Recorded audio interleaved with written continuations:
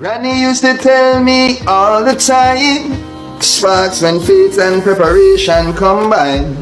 The road been right here all this time, but you gotta look with more than your eyes. And small axe Jesse Ryle representing for IjahStars mindset, rich forever.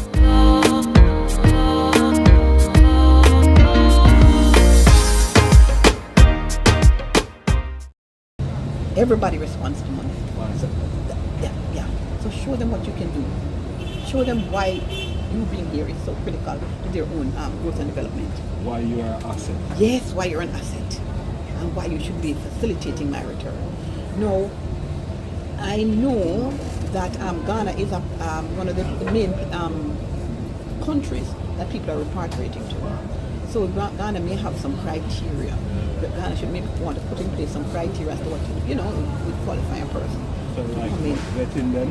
Vetting them, obviously. Well, that is part of it. There was a document that was circulated a few years ago, the Homeland Return Act, and I was not the author. I was not the author of that document, but I certainly was. I was a contributor because I reviewed it and I marked it up, and I put in some very critical points that I think ought to be considered and that should go into legislation. You understand that should be discussed when we are talking about formulating a return plan. Because right now we have no plan. We're just wide open. And this is another thing to Rastafari, they are resistant to planning. So when you talk to them about working, saving and investing, you get beaten down as a capitalist, as this, you love money, you show off. Listen to me, I've lived my whole life, I've lived my life in service. It's what I do. You understand? But Marcus Garvey taught us about self-reliance. Yes. And he himself in the Americas at the time had several business. Absolutely. But what I'm telling you, it is not important. Why do you think my daughter? I mean, you've heard her speak just a little bit, and she just saying she's turned off. What is Rastafari offering? And in fact, one day we were having a spirited discussion, and she said to me, "Mom, what is your objective? Is your objective to defend Rastafari?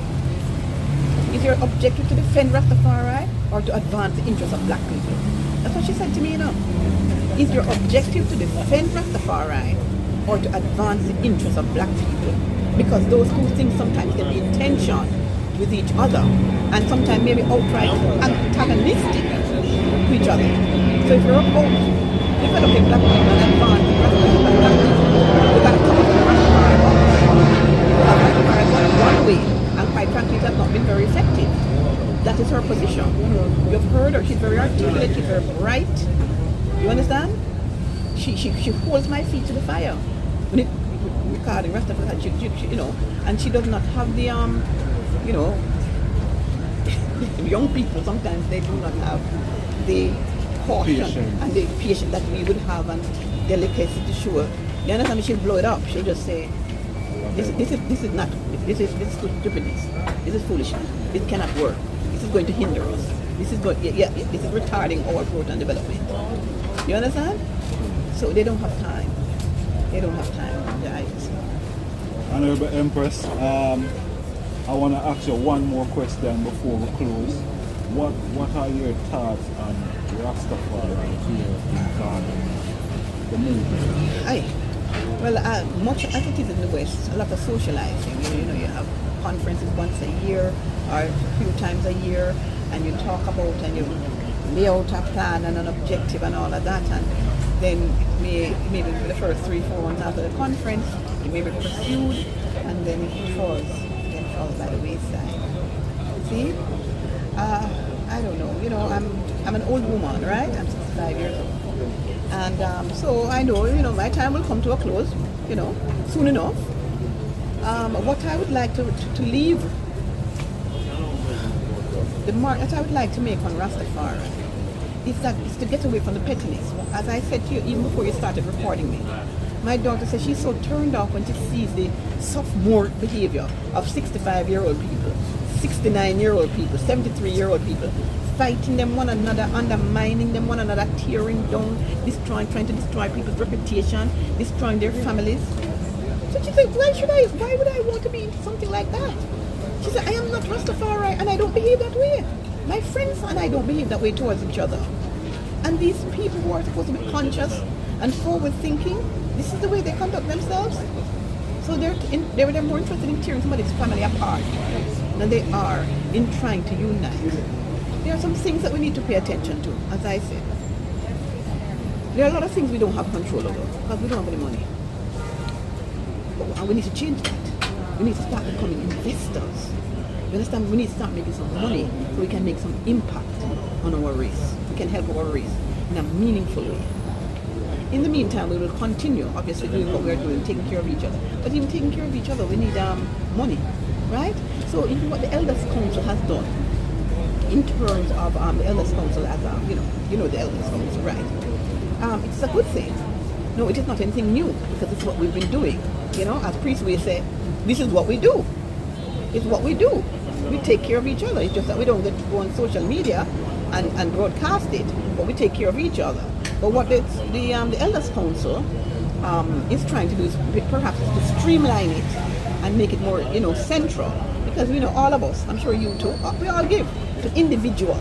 We give to the Congress, right? Maybe the Women's League, maybe to the Congress, whatever. But we also give mostly to individual members who have specific needs, or at a particular time, right?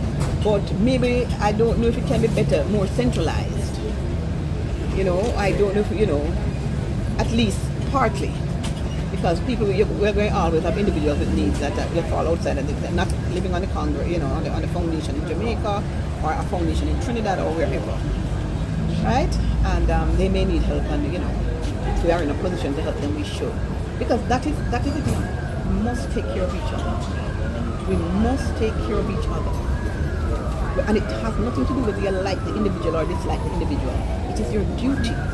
It's our duty to take care of each other. If we claim that we are about nation building, right? And if I am making money and I can find a way for you to make money, I must help you to make money. Because the more of us that have money, the better it is for the entire race. And that's what people don't understand. I am in no competition with you. I'm in no competition with that Empress over there or that president over there. Because we all need to come up. We all need to make money. If I'm making money, I'm going to show you how you can make money. I'm going to encourage you. I'm going to say to you, let's start saving, start doing this, start doing that, so that you too can come up. It's not a competition. It's not a competition. It's a collective effort. And until we understand that, we're forever going to be just fluttering around, doing foolishness. That's why we spend so much time tearing each other down, because when you spend time at tearing down one another, you don't spend time. You understand me? Because I'm in Ghana, I call my colleague, my girlfriend, she said, oh Marina, this stock, you should buy this stock, or you should do that. So we ain't got time for the foolishness. We don't have time for we're about making money to advance the interest of the black race. And one last point before I go. I have a close friend, a lawyer to a black woman. And she does quite well for herself, right? She practices law just as I do. But she also does a lot of investment, especially in real estate. And she's a bald Christian woman. She and I are very close friends. And a couple of years ago, about 17 years ago, I said to her, it's all well and good that we work and we go hard and we make money. But making money in and of itself is not the end. It's not the goal, right? We have to take that money now and help our race. And this is a woman with no kind of consciousness, and black consciousness, And based on my talking to her and about Rastafari and what it stands for and what our duties are to the black race and everything, she went to the Congo and she adopted 2 children. She adopted 2 children. She's a bald Christian woman, as I said, with no level of consciousness. And she adopted 2 children.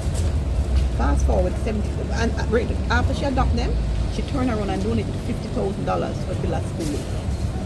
Okay? And this is a bald Christian woman. And this is just based on my, sort of, relationship with her and how I opened her eyes. How I opened her eyes. So, yes, you understand? And so I'm waiting for the rest of to do what she has done. You understand?